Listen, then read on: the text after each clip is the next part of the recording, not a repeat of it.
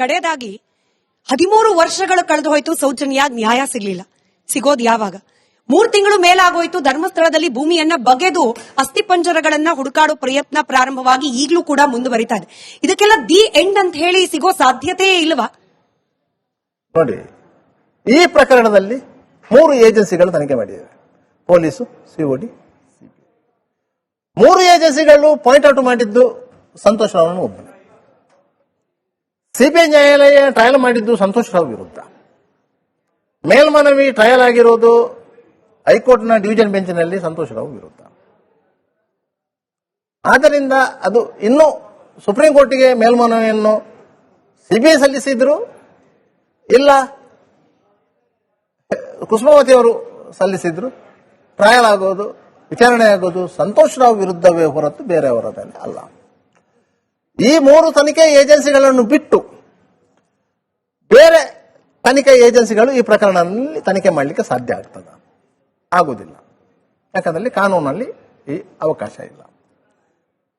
ಒಂದು ಹತ್ಯಾ ಪ್ರಕರಣದಲ್ಲಿ ನ್ಯಾಯ ಸಿಗಬೇಕು, ನ್ಯಾಯ ಸಿಗಬೇಕು, ನ್ಯಾಯ ಸಿಗಬೇಕು ಅಂತಾರೆ ಆರೋಪಿಗೆ ಶಿಕ್ಷೆ ಆದರೆ ನ್ಯಾಯ ಸಿಗ್ತದೆ ಅಂತ ಒಂದು ಅರ್ಥ ಅಲ್ವಾ? ಆರೋಪಿಗೆ ಶಿಕ್ಷೆ ಆಗದಂತೆ ಷಡ್ಯಂತ್ರವನ್ನು ರೂಪಿಸಿದವರು ವಿಕ್ಟಿಮ್ ಕಡೆಯವರೇ ಆಗಿರುವುದರಿಂದ ಇಲ್ಲಿ ನ್ಯಾಯ ಯಾರಿಗೆ ಸಿಗಬೇಕು? ಒಂದು ವೇಳೆ ಸಂತೋಷ್ ರಾವ್ ಮಾಡಲೇ ಇಲ್ಲ, ಆತ ನಿರಪರಾಧಿ ಅಂತ ಹೇಳಿ ಆತನನ್ನು ಇದನ್ನು ಯಾರೋ ಉಳ್ಳವರನ್ನು ರಕ್ಷಿಸಬೇಕಾಗಿ ಸೇರಿಸಲಾಗಿದೆ ಅಂತಾದ್ರೆ ಆತನಿಗೂ ನ್ಯಾಯ ಸಿಗಬೇಕಲ್ಲ, ಸಂತೋಷ್ ರಾವ್ಗೂ ನ್ಯಾಯ ಸಿಗಬೇಕಲ್ಲ. ಸಂತೋಷ್ ರಾವ್ ಆ ನ್ಯಾಯವನ್ನು ಕೇಳಿ ಹೈಕೋರ್ಟಿಗೆ ಹೋದಲ್ಲ, ಹೈಕೋರ್ಟಿಗೆ ಹೋದಲ್ವಾ? ಹೈಕೋರ್ಟ್ ಅಲ್ಲಿ ರಿಟ್ ಪಿಟಿಷನ್ ಹಾಕಿದ್ದಲ್ವಾ?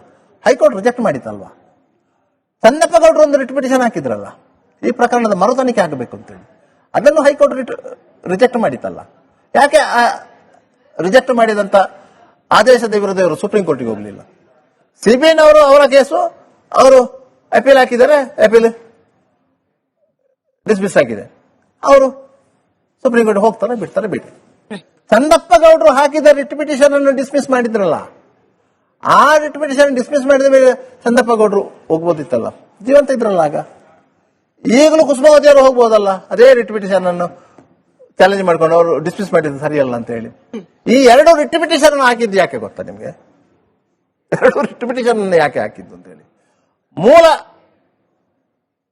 ಅಪೀಲ್ ಏನಿದೆ ಅದನ್ನು ಡಿಸ್ಟರ್ಬ್ ಮಾಡಲಿಕ್ಕೆ, ಮೂಲ ಅಪೀಲ್ ಏನಿದೆ ಅದನ್ನು ಡಿಸ್ಟರ್ಬ್ ಮಾಡಲಿಕ್ಕೆ 60 ದಿವಸದಲ್ಲಿ ಸಿಬಿಐನವರು ಅಪೀಲ್ ಹೋಗಬೇಕು ಅಂತ ಇತ್ತು. 60 ದಿವಸದಲ್ಲಿ ಸಿಬಿಐನವರು ಅಪೀಲ್ ಹೋಗಲಿಲ್ಲ.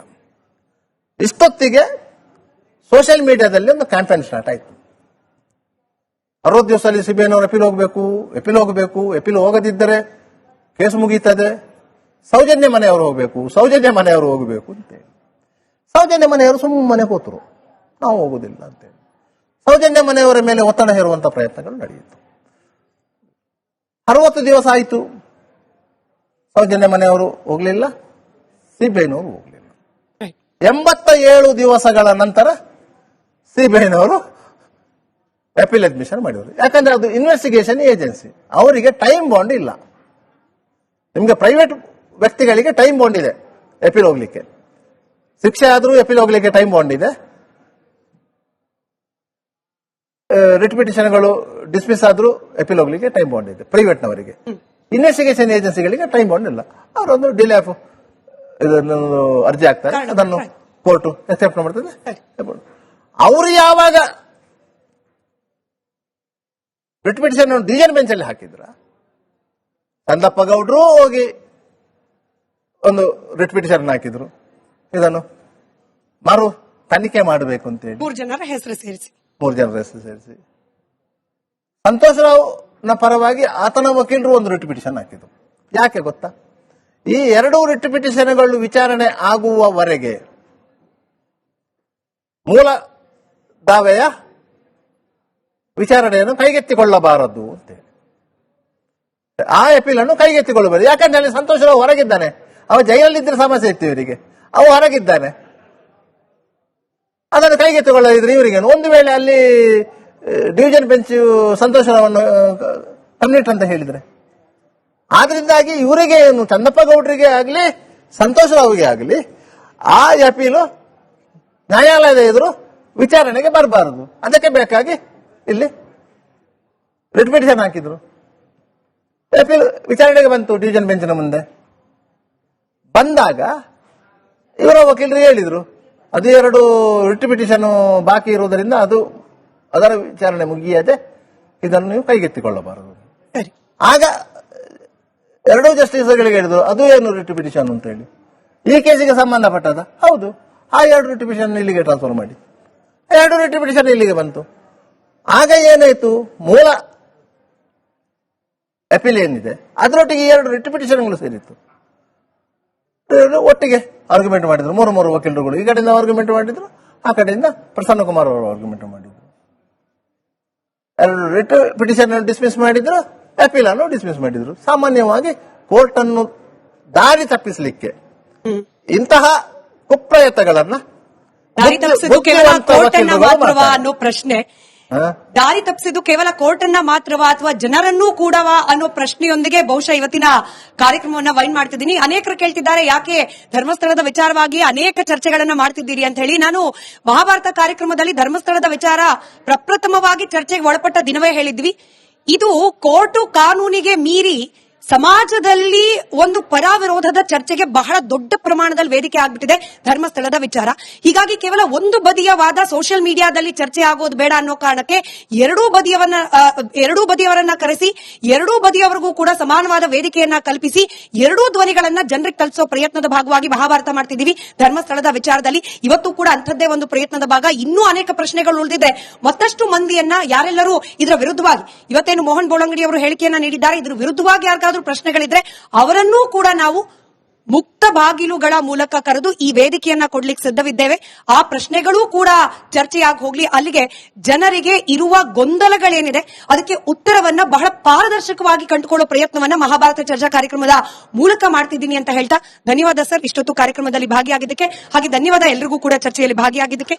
ನೋಡ್ತಾ ಇರಿ ರಿಪಬ್ಲಿಕ್ ಕನ್ನಡ, ಇದು ನಿಮ್ಮ ಧ್ವನಿ.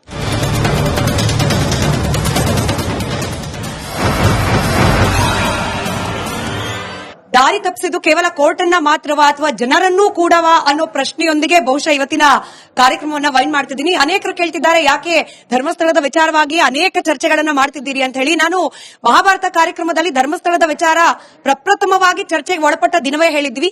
ಇದು ಕೋರ್ಟು ಕಾನೂನಿಗೆ ಮೀರಿ ಸಮಾಜದಲ್ಲಿ ಒಂದು ಪರಾವಿರೋಧದ ಚರ್ಚೆಗೆ ಬಹಳ ದೊಡ್ಡ ಪ್ರಮಾಣದಲ್ಲಿ ವೇದಿಕೆ ಆಗ್ಬಿಟ್ಟಿದೆ ಧರ್ಮಸ್ಥಳದ ವಿಚಾರ.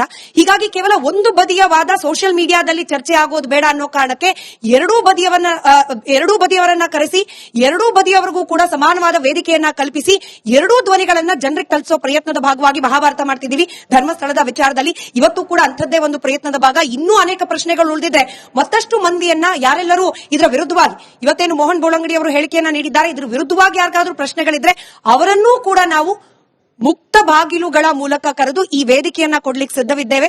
ಆ ಪ್ರಶ್ನೆಗಳೂ ಕೂಡ ಚರ್ಚೆಯಾಗಿ ಹೋಗ್ಲಿ. ಅಲ್ಲಿಗೆ ಜನರಿಗೆ ಇರುವ ಗೊಂದಲಗಳೇನಿದೆ ಅದಕ್ಕೆ ಉತ್ತರವನ್ನ ಬಹಳ ಪಾರದರ್ಶಕವಾಗಿ ಕಂಡುಕೊಳ್ಳೋ ಪ್ರಯತ್ನವನ್ನ ಮಹಾಭಾರತ ಚರ್ಚಾ ಕಾರ್ಯಕ್ರಮದ ಮೂಲಕ ಮಾಡ್ತಿದ್ದೀನಿ ಅಂತ ಹೇಳ್ತಾ ಧನ್ಯವಾದ ಸರ್ ಇಷ್ಟೊತ್ತು ಕಾರ್ಯಕ್ರಮದಲ್ಲಿ ಭಾಗಿಯಾಗಿದ್ದಕ್ಕೆ. ಹಾಗೆ ಧನ್ಯವಾದ ಎಲ್ರಿಗೂ ಕೂಡ ಚರ್ಚೆಯಲ್ಲಿ ಭಾಗಿಯಾಗಿದ್ದಕ್ಕೆ. ನೋಡ್ತಾ ಇರಿ ರಿಪಬ್ಲಿಕ್ ಕನ್ನಡ, ಇದು ನಿಮ್ಮ ಧ್ವನಿ.